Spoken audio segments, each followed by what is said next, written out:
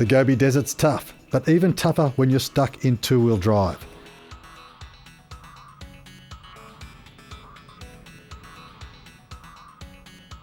We were in China shooting episodes and sharing some Aussie off-road expertise.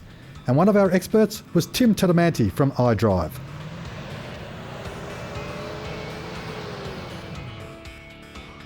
Okay, so yesterday we had a whole heap of trouble with the Tundra out in the sand with no front drive. So our hosts were able to find somehow a Haval. This Haval looks like it's been set up for a cross-country rally. It's got some remote reservoir shocks. And seeing as we're coming to China and I brought a whole bunch of different iDrives with me, I just happen to have one for a Haval. They're pretty underpowered. So I'm going to fit an iDrive up to this one to make sure that we've got maximum throttle control out in the desert today. In most cases, installation takes just a few minutes, leaving no delay in getting back on the tracks. They promise the dunes today are going to be even bigger and badder, so I can't wait to get out there.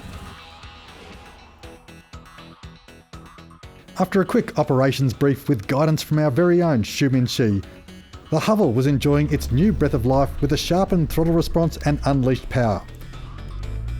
And these dunes were the perfect testing ground.